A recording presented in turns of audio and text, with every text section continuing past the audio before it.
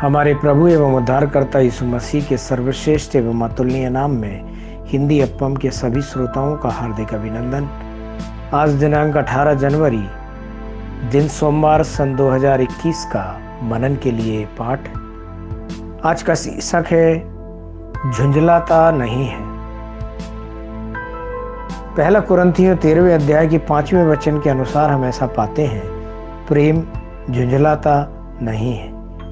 अजीजों, प्रेम पापों की बहुतायत को भी ढांप देता है। जब पाप ढप जाते हैं तो घृणा और क्रोध के लिए कोई जगह नहीं होती है। लड़ाई या अलगाव का कोई चिन्ह नहीं होगा। प्रेम दिव्य रूप में शासन करेगा। एक बार एक लड़की के माता पिता ने एक अमीर लड़के को अपनी बेटी के लिए जीवन साथी के रूप में चुना, लेकिन शादी के बाद लड़के का क्रूर स्वभाव सामने आया। एक दिन उसने अपनी पत्नी से झगड़ा किया, उसे बुरी तरह पीटा और चला गया। कुछ घंटों के बाद वह यह देखने के लिए घर लौट आया कि उसकी पत्नी का हाल क्या है और यह जानने के लिए कि वह जीवित है या नहीं। घर में प्रवेश करने पर वह खाने की मेज पर उसके लिए तैयार किए भोजन को देखकर हैरान रह गया।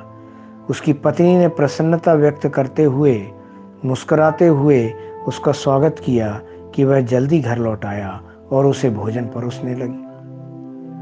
कुछ मिनट की चुप्पी के बाद उसने धीरे से पूछा, मैंने तुम्हें बहुत पीटा है क्या, ऐसा नहीं है?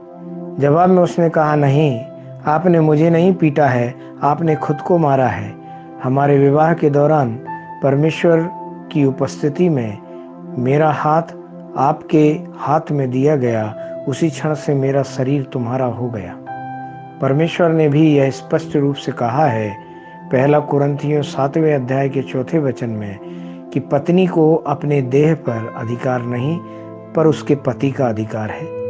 आप परमेश्वर द्वारा मेरे लिए दिए गए सिर हैं और मुझ पर आपका आधिपत्य है। आपको मुझे मारने या रोंदने का पूरा अधिकार है। आप चाहे जो भी करें, परमेश्वर ने आपके अलावा और किसी को मुझे अपना प्यार दिखाने के लिए नहीं दिया है। ये शब्द सुनते ही पति फूट फूट कर रोने लगा। उस दिन परिवार गहरे प्रेम से बंध गया। जो भी मनुष्य प्रेम से क्रोध को जीतता है वह सभी परिस्थितियों में हमेशा विजयी रहेगा। एक भक्त ने कहा है कि क्रोध हार का लक्षण है। वह जो क्रोध पर विजय प्राप्त करता है विजयी होता है। किस हद तक यीशु मसीह ने निंदा, शर्मिंदगी और मजाक का अनुभव किया। इन बातों के अलावा उसे डंडों से पीटा गया था, कीलें ठोककर उसे सूली पर लटकाया गया। इस स्थिति में भी यीशु ने क्रोध नहीं दिखाया, जिसके बजाय उसने पिता से प्रार्थना करते हुए कहा, पिता, इन्हें क्षमा कर। यही क्रोध पर काबू करने का एक तरीका है। जब यीशु मसीह इस दुनिया में थे तो उन्होंने अपने शिष्यों से कई बार एक दूसरे से प्यार करने के लिए कहा। उन्होंने खुद को इसके उदाहरण के रूप में प्रस्तुत किया। यीशु ने कहा, मेरी आज्ञा यह है कि जैसा मैंने तुमसे प्रेम रखा वैसा ही तुम भी एक दूसरे से प्रेम रखो। यूहन्ना 15वें अध्याय के 12वें वचन में हम ऐसा देखते हैं। परमेश्वर के प्यारे बच्चों, आप प्यार से गुस्से को जीत सकते हैं। ध्यान करने के लिए जो वचन लिया है रोमियो की पत्री उसका 13वां अध्याय उसका 10वें वचन से, जहां इस तरह लिखा है, प्रेम पड़ोसी की कुछ बुराई नहीं करता, इसलिए प्रेम रखना व्यवस्था को पूरा करना है।